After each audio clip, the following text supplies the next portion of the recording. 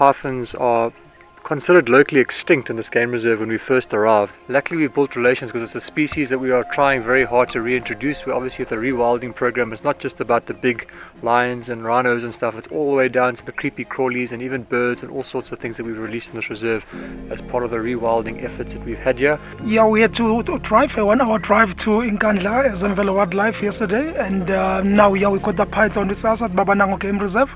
Here we're about to release.